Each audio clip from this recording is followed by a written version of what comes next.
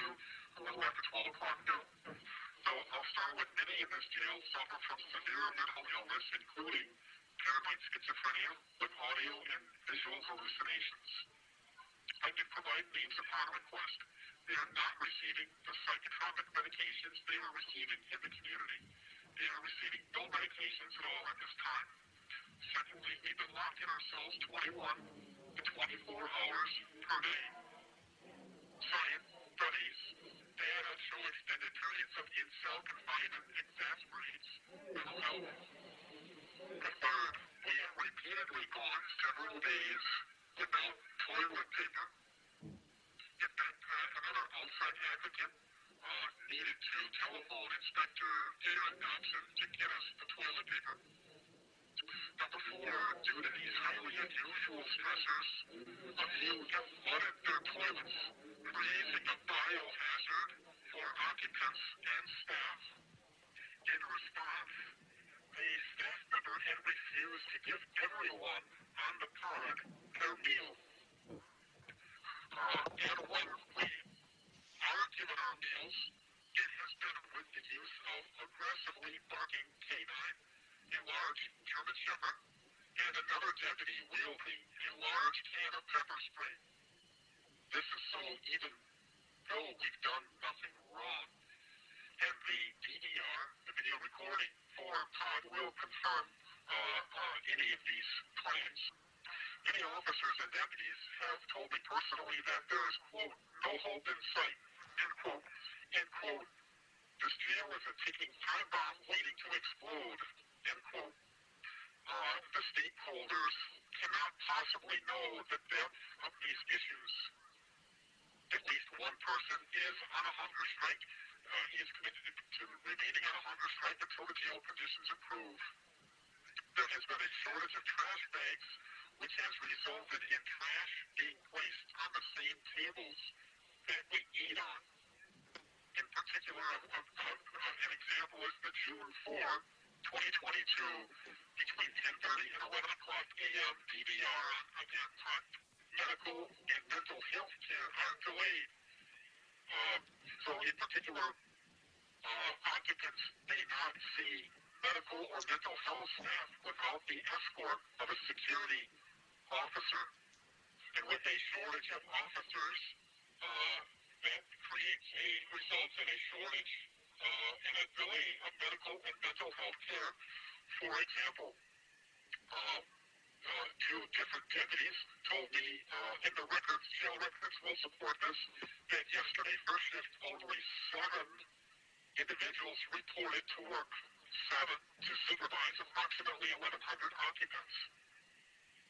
And we were only out the minimum 1 hour, and that's only because there was so much tension and anxiety that they needed to comply with the DOC, Administrative Code DOC 350, for that minimum 1 hour recreation time. And recreation time is a misnomer because occupants are not playing sports during their recreation time. It's actually another name for time or out of cell time. Oh, okay. So I wasn't aware that when I hear, recreation time, it's, I'm picturing people, in the gym or whatever else. You're saying that when you're only being let out for the 1 hour a day, that you're just in the pod in the general population, right? Yes, that's correct. It's an important distinction because it has been represented to the media that occupants have been given up to 6 hours a day recreation time. And let me be clear, we do have access to a gymnasium, but that's only on Wednesdays and Sundays, which we can play basketball or walk the outside diameter of the gym. But otherwise, recreation time is in reality out of cell time. Okay. Well, I appreciate that distinction because I wasn't aware of that. And you're saying that at least according to a staff person, there were only 7 COs that were reporting yesterday, which was Sunday for the, and happened to coincide with the Juneteenth festival where I attended, and there were many sheriffs watching residents. Yeah, there was a very significant sheriff presence there, so I'm wondering why there were only 7 folks in the jail. And you're saying that they were saying that the reason that you were only let out for an hour yesterday was that understaffing within the walls of the jail, right? Yes, I was told that very, very pointedly.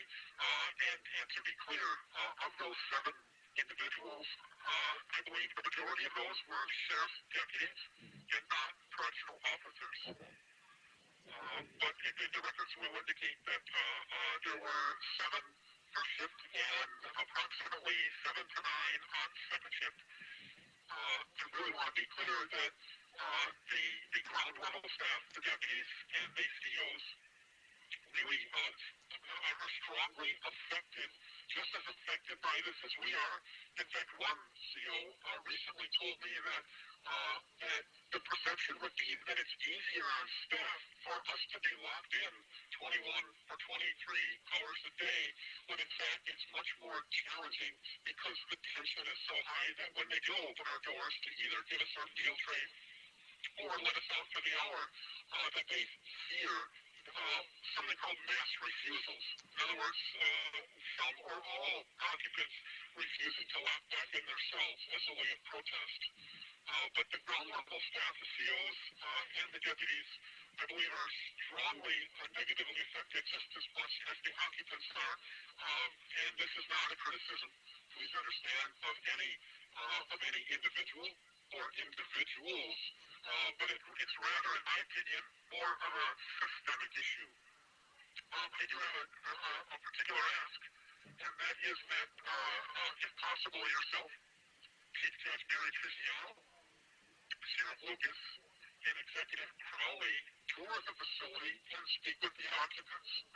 Thank you for listening. I appreciate it so much. And what questions do you have that I have not answered, and what happens next, and when might that happen? Yeah, so those are all really good questions. The one guy, I did have one specific question, and that was on the gentleman doing the hunger strike. How long has he been on hunger strike? Is this during certain hours? Is he taking in liquids? Has he been force-fed to the best of your knowledge? He has not been force-fed. I understand he is drinking his liquids. And it's been, I believe it's been a week or more now. I will ask when he had started, and I can share that with the person who helped arrange this call. And that might be another complaint, is that we're in and out of our cells seemingly every few minutes. And we are provided 2 free 15-minute calls. We're not allotted 30 minutes, Ryan, but we're allotted 2 free 15-minute calls starting on Sunday. So this is one of the sort of kind of unusual occasions where we make that 15-minute free call, and we are allowed to finish that call.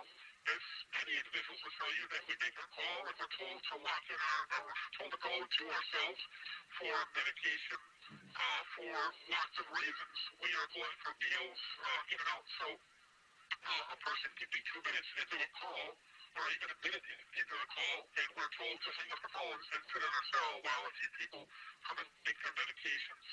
And that's been very frustrating for individuals. Is there anything else you'd like me to know about the situation?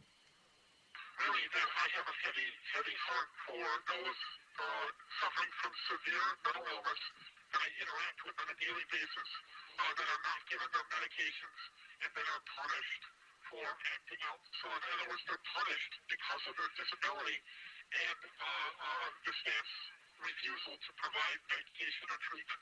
That's where my heart is the heaviest, less for myself and more of these individuals that I've really come to know well. That's it. And again, my criticisms are not of any individuals, but of a systemic-wide issue. But I'm so grateful for the call. Thank you. And if I can be a further help, please let me know. Thanks for